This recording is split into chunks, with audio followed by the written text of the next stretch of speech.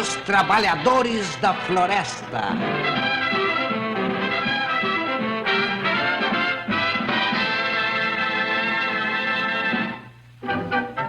Pica-Pau.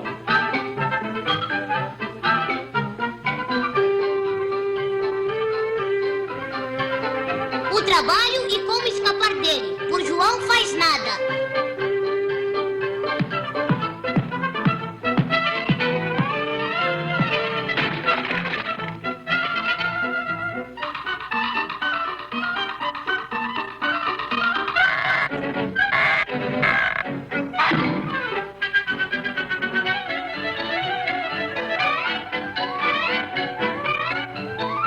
Pica-Pau.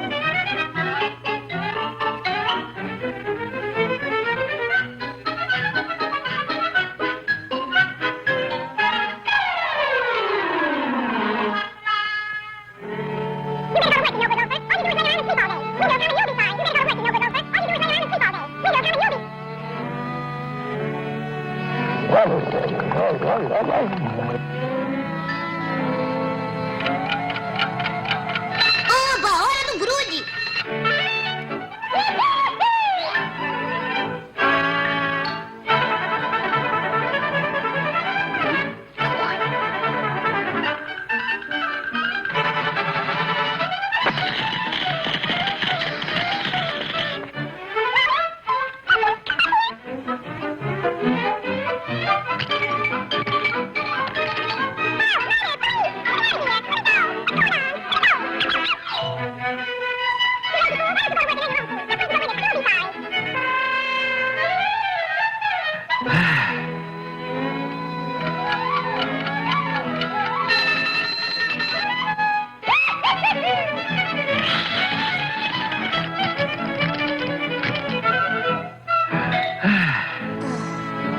Por que se preocupar com amanhã, se ele acaba depois de amanhã?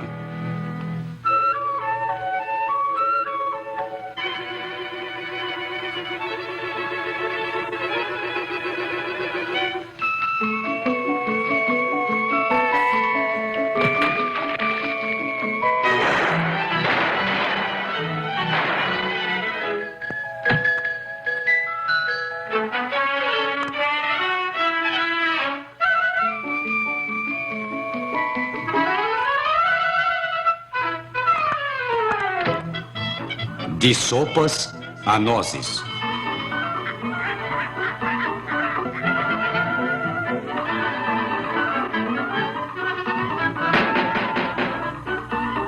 É melhor ir pro sul com a gente, o inverno chegou. Lá o sol brilha sempre. Que tal Hollywood? É bem quentinho.